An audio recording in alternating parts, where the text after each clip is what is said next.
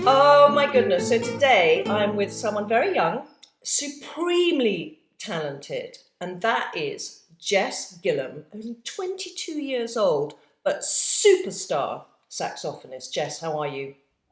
I am very well, thank you. Are you?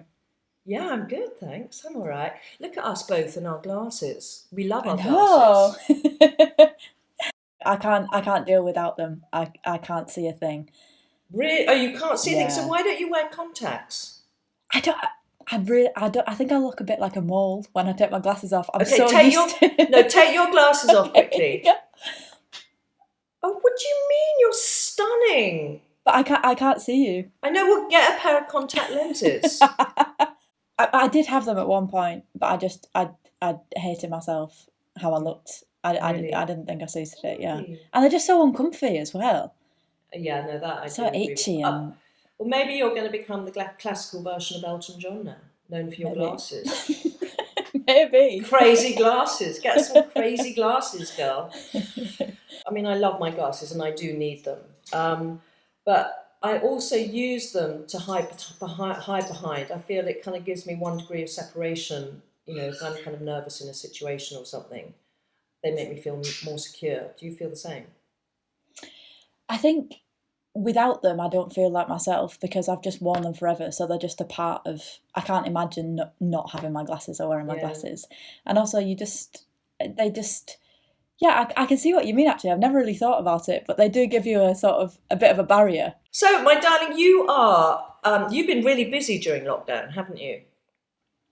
It's been busy, yeah. I've been trying to work on a few different virtual projects to bring people together, virtual scratch orchestra, and Yeah. trying to do as much as possible without being able to play live. Yeah, because I mean, you say that like a throwaway line, your virtual scratch orchestra, but you got like nearly nine or over 900 musicians from sort of 3 years old to 90, didn't you, playing? Yeah, over the two projects, we had nearly 2,000 people that sent in videos from right around the world, which is the amazing thing about technology, that Yeah. it's so global and so instant. But So how yeah, how it the was. how did the hell did you get that off the ground? Well, at the very beginning of lockdown, I thought this is probably going to go on for a while. How Yeah, can we still bring people together, and especially young players who need that collective spirit and yeah. collective energy? So I thought I'll set up a virtual orchestra, and I thought maybe 100 people maximum might get involved, and then it was just up till 3 a.m. every day trying to download all these videos and collate it. But it was one of the most rewarding projects I've ever done. So how did you do it? But they all come on at the same time? So you set a time and they all came on, or did you record each one individually? Sorry, I'm a bit thick with technology. No, no, no. We recorded each individually. We made a click track. So they recorded at home and then uploaded to the site, and then we download and then, uh, put them all together, stitch them all into one. So getting that many people together, Jess, how did you go about like who plays what bit when? It's almost like you're the composer to work out which instruments come in, how many at which time. How on earth did you do that? So I worked with an arranger to try and create as many different parts as possible because I wanted complete beginners to be involved Okay. as well as people who've been I playing for know there years. was the So we little had, kind of 7-year-old on her pink, so, whatever, like xylophone or yeah. whatever it was. I mean, just so sweet. So we had different levels of parts from complete beginner to advanced, and then you could choose which part you played according to how long you've been playing for or your kind of standard, and then record your part, and then we put them all together. God, it was amazing. It was. And how did you choose the "Let It Be" in the Bowie song? Who chose that? Was that you? Yeah, I think it was at the beginning that everything was just. I wanted something that brought some sort of hope and joy because there was so much devastation and so Yeah, much, obviously because it was such a catastrophic time. But I wanted something that brought some sense of joy and of hope, and yeah. I think that kind of it had the melancholy, but also things will be okay again. No, you certainly did that. And I mean, your own story is like the stuff that dreams are made of because you turned up, didn't you, at some kind of workshop in Cumbria where you're from, and is it called the Barracuda? Is it the Barracuda Barracudas, yeah. Arts Centre? And I read I mean, there was everything there from you could learn to walk on stilts, trapeze artist, and then finally there was the saxophone, and you tried them all and ended up on the saxophone. And then what happened? So as soon as I picked it up, I completely fell in love. I made How a old sound were you? straight away. 7. So it was about as big as me then when I when I first picked it up. But I picked it up, made a sound straight away, and just kind of fell in love and grew to love it over years and never really looked back. You must have had a natural propensity towards it. Did you find it easy to learn to play? I think the fact that I made a sound straight away really helped. Yeah.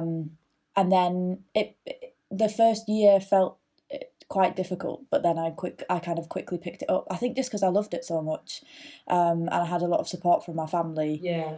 Because they all love music, and my dad Yeah. was teaching drums at the centre. So, yeah. Because your dad was in an indie band, wasn't he? Yeah. He was What the kind drummer. of music? He was the drummer. What kind of music were they playing? A loud guitar band, and Okay. they were a kind of. It's one of those stories where they come so close to making it, and then it just never quite works out. Oh. So they were about to go on tour they were supporting Green Day, and Wow. they were really making it, and then it just never quite worked out. But he's passed on that love for music to my sister and me. Does he love classical music? Or has he learnt to love that through you? He listened to a bit of it, and he did love it, but he didn't listen to that much of it. And then I think has grown to love it even more through me playing it and being involved with it.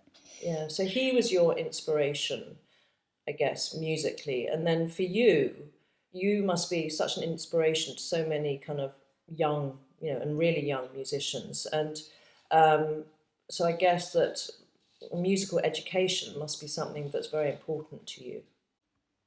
It's super important to me because I feel so lucky to have had that opportunity to be able to pick up an instrument and learn so much from it. And I think the experiences that it gives you, that I've been able to travel around the world, meet my best friends, meet amazing people, and learn incredible stories about life, not just about music, but just about living. And I think it can teach a child so much about empathy, about living in the world, about history. And I think that every child should have the opportunity to be able to access it and learn from it. Yeah, no, I think you're so right. I mean, even if you're crap at it, so, like I tried every instrument and was crap at them all, but I love listening to music, and it can just, it sounds cliche to say, but it does transport you and inspire you. I find it incredibly inspiring. And I didn't really, to be honest, before looking at more of your stuff, I always assumed that, associated the sax with Roxy music and jazz. And to hear it play in the classical form is absolutely stunning. It's kind of quite close to the clarinet, because I think you have an alto sax, is that right? Slightly. I had no idea.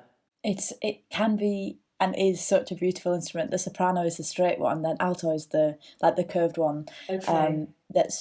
But they're quite close to the voice. They have this really vocal quality, and really they can really sing. It's such a beautiful and wide open sound. Because I've always thought of it as quite a masculine instrument, but actually hearing you play it has such a delicacy.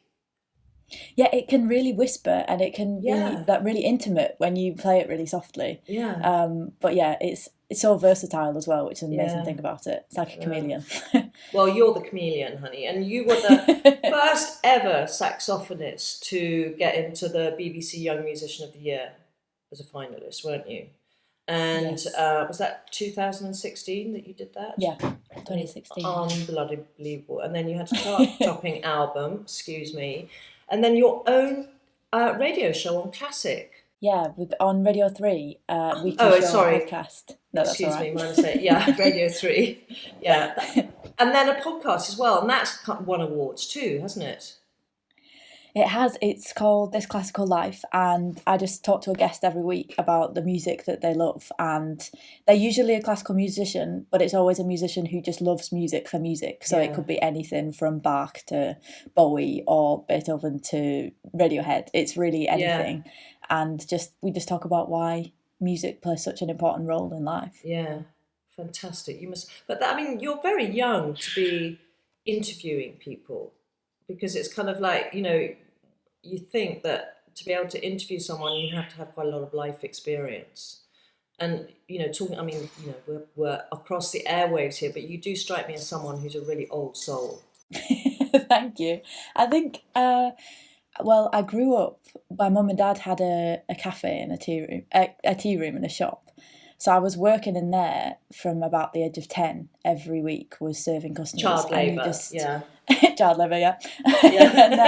and then that's how I saved up my money to be able to go and learn music and to be able to go and buy a saxophone. And then you just had to communicate with people. You had to talk to them, and you had to, I was always told when I was younger that you had to be a part of the adult conversation. So, it's been I carried it with me. Good parents. My darling, going on to your style, not very distinctive today, I have to say, black sweater, but that's okay. You've got amazing hair too, by the way. But it's very distinctive, isn't it? And it's cool, but with a twist. Is that something that evolved, or is it something that you consciously developed? You said, okay, this is how I'm going to look. I think for me, it was finding something that I felt comfortable in on stage. And that took me quite a while, because on stage, I think you have to feel confident and you have to feel authentic. So it was finding something that I felt really comfortable in physically, but also that gave me like a confidence, and I felt strong and able to perform well in, which definitely took a while. And I had a few outfits that I definitely regret before I found the kind of thing that I like to wear on stage. But now for me, it's trousers and blazers or suits. Yeah, so it's kind of quite, it's quite androgynous, I would say. But who were your style icons, style inspirations growing up? In a way, it was Bowie. And really, his kind of, the way that he could mold himself into different characters, and just had such a unique look, but it really tied into the music and everything that he was doing. I would say probably him. Okay, I would agree with that, because also he was very androgynous, but there was quite a very strong feminine side to him. So I think, I saw some pictures of you in this kind of gold, what you could not lame, but this sort of gold suit that you were wearing, gold trouser suit, and just a plain t-shirt underneath. Spot on. So flipping cool. I cannot tell you. It's just amazing. But do you get, being, playing in the classical world, what traditionally you think of people, musicians in an orchestra, they're in their black and they're very conservative, and what do other musicians think of your style? Has anyone ever made a comment to you about it? Yeah, sometimes. I think it definitely isn't what's expected in a way in the classical world. Usually it's the ball gowns and the very black tie and very formal. So sometimes you can kind of just get a sense that people are sort of raising an eyebrow, what's going on here. But I think, you have to wear something that you're comfortable in, and it's about playing the music and playing the music the best. And you're your own persona on stage. So when you're on stage, I think everything matters, because it's a whole experience. It's entertainment going to watch a concert. And it can be completely transcendent. It can be a really, transformative experience, but it is an experience, and you have to make it great for the audience, and you feel comfortable in yourself, I think. So do you think there should be more of that kind of having classical music as entertainment as much as, so it is like going to, let's say you go and see the Killers and you've got Brandon Flowers, someone also I think you dress a bit like, in his amazing suits that he wears. It's that kind of whole, a bit more theatrical in a way, and there's a real performance. Do you think it should be a bit more like that? I think there's, when it's done in a way that is sympathetic to the music and respects the music, and isn't a kind of something that just doesn't feel like an add-on but feels integral to the performance and to the delivery of the music. I think it can be incredible when it's done well. Yeah. It can be really amazing to go and watch. Yeah. Yeah. And you moved down from, were you from Ulverston? Yeah. Yeah. Yeah. Okay. Yeah. No, because I know my mum actually, she grew up there. So I go up there, see my aunties and stuff quite a lot up there. I love it so much. But you moved down to London, was it last year? And then, is that right? So, Yeah. and have you made any good, because I can't imagine the shopping and access to clothing at Narf is, well, it's probably different, and we've got the internet, Different. we've got online shopping, but have you made any good discoveries in London, the Big Smoke? Well, there's a great designer called Charles of London. It's quite punky, but they have made a few jackets for me. So the last night of the proms, the jacket I wore there, they made for me, which was like this sort of fire with leather cuffs. And they've made me a Bowie jacket and a sort of tuxedo jacket. And they're just a really small business and great fits, great cuts. And yeah, I love them. Okay, I'm 100% going to look that up. I'm going to check them out, Charles of London.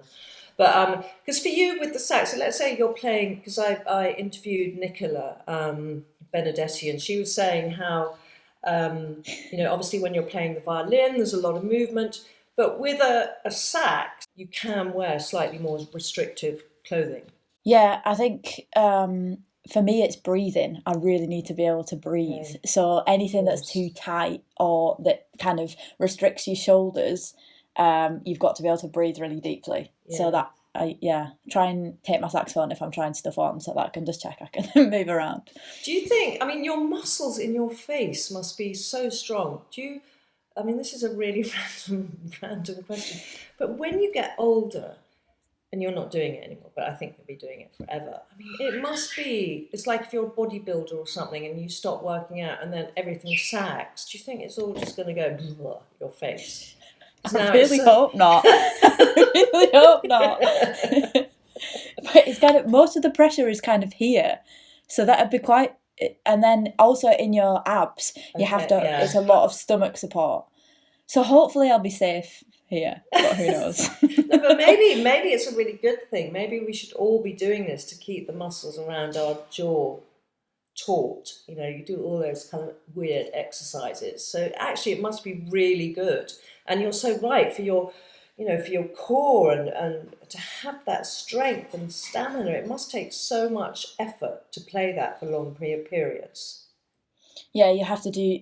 When I started out, I did different exercises to try and build that strength as well. So it was stuff like you'd even pile up books onto your stomach and have to hold up the books so that you can build a strength to be able to breathe from. But then also it's about being relaxed as well. So loads of people hold most of their tension in their jaw. When you're stressed, you hold it all there. We have to work on relaxing it, which is actually. So how do you do that? How do you relax it? Well, I'm just really conscious when I'm playing, but if you can just think about it and you can do it. If you just think about relaxing it, it's just mainly just dropping it. That's a really attractive look, Jess.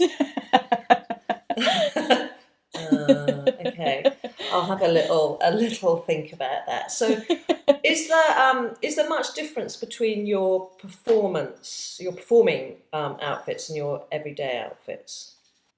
Yes, I think I like to feel like I'm becoming a persona when going onto stage. Okay. And it's still myself and it's still authentic, but I like to be able to feel the difference between being on stage and being off stage. And it's, I think getting ready is a part of the preparation for going on stage for me. Yeah. Yeah, I can imagine. And darling, so you mentioned that you travel the world, incredible, and is there anything that you have that you consider, it could be anything, that you consider to be a comfort blanket? I think maybe my vegan DM boots. Your vegan DM boots, okay. Yeah. Okay. So are you a vegan? I'm vegetarian, but I don't buy any leather. Okay. And try and buy as kind of sustainably as possible if I can. That's so good. And so you've got Doc Martens do vegan boots. That's incredible, really. Yeah. They do You're a going to whole get range. loads now. You're going to get loads of freebies. That's amazing. So those you take everywhere because they're really comfy. Super comfy, and you can dress them up, you can dress them down, and they just make me feel really strong. Yeah, okay, I like that. And then, have you ever had a terrible wardrobe malfunction? You know, I was thinking about this, and I think I've been Were quite you? lucky. Yeah, I was. I think I've been quite. I think I've been pretty lucky in that Yeah. nothing's ever split or gone wrong. But I remember the first day I went to do my first radio show at BBC, and I bought some new clothes to kind of feel smart and feel, Because you were on radio, new so job. obviously you had to Because I look was on good. radio, everyone Yeah. could see me. Yeah. And, bought some new clothes, and I went, and the producer said to me, "Oh, do you have a new top?" And I was like, "Oh yeah, thank you. Do you like it?" He said, "Yeah, the label's on the back." And I just went bright red. I just left it completely hanging out the back. But other than that, I've been generally pretty lucky. Yeah. Well, you know, give you time. It'll happen. Trust me, I've got a concert tonight. It's going to be tonight, isn't it? I know you're playing at the Wigmore Hall, aren't you, with Milos? It's Yeah. the classical guitarist. I'm 100% tuning into that. And my love, do you have like what we consider to be on this podcast a birthday suit? So something that really, if you're feeling crappy and you put something on and it just changes your mood and you feel confident and sassy and incredible. Do you have something like that? I think my suit that I wore on the cover of my first album, which was like a gold floral suit, very, very small floral though. Maybe it's the picture that you saw. That's the one I saw with your hair tied back. Yeah. Stunning. And it's Zara. It's not. Shut up. Is it really? Is. Oh my God.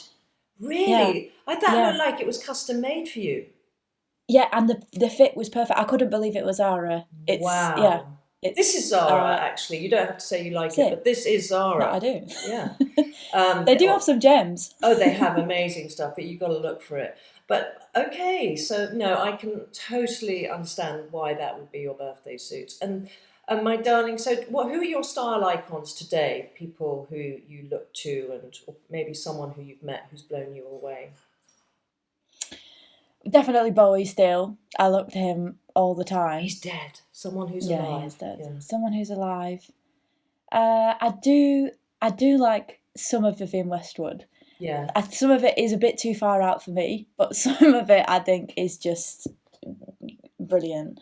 And there's a singer called Leanne La Havas, and she has a really mixed style, but just looks super cool and strong all the time. And you know, in a way, my dad still. He's like, he will go shopping with me. He buys my clothes with me. He will send me links to clothes all the time. He loves shopping and he loves clothes. That's so weird. You know what? My dad was exactly the same. He would be the one who would. I mean, it was thanks to him that I got an interest in clothes. Really? Yeah, isn't that so strange? That's so strange. My God. So you're at Wigmore Hall tonight, and then you've got you've got your album. It's called Time. Is that right? Which is out on the 25th of September. And it sounds so interesting. You know what I love about the whole concept of it is that it's kind of going through the moods of the day. So it represents different parts of the day. Is that right? Yeah, it's like the sort of arc of energy that you get in a day from morning to evening. And there's a real range of styles and moods and atmospheres on it. So who do you work? You work with some pretty incredible people on that, haven't you? Yeah, so I set up my new ensemble. So it's a group of really close friends and colleagues, and we recorded the whole album together. And then Aurora Orchestra recorded the main piece, but then Will Gregory out of Goldfrapp wrote a piece for it. Goldfrapp. Yeah, he's A&E, and the piece is one just of my great. favourite songs. Yeah. So he wrote a piece for the album, which is really cool. And then we've got versions of Bjork, Tom York, James Blake. There's a real mix of styles, some classical and then some minimalist and sort of old pop as well. So it was such fun to make, and I'm really excited to share it. Yeah, well, I'm 100% sure it will be another number one hit for you, and it should be. So it's Time. I've actually already I'm able to listen to it, so I feel very privileged. And I'm going to listen to it when I write, because the only time I allow myself to listen to music is when I'm writing. So that stops the procrastination. So this is going to be such. I mean, I listen to a little bit of each one, and it's the perfect music for me to write to. So thank you for that. I'm very grateful. No, I'm glad. Thank you. Yeah. All right, my darling. Well, listen, I tell you, you're so lovely. You're so down to earth. You are so talented and stunning. And I think you've got an amazing style. And this is the first time I've said this to anyone on any of our podcasts. You've got amazing style. Thank you. Yeah, really. Thank you. That means a lot. All right, Thank you. Well, listen, you take care, my darling, and I hope one day our paths cross in real life. Yeah, I hope so. And thank you again for having me. Oh, it's such a pleasure. So lovely to meet you. You too. Take care. Big kiss.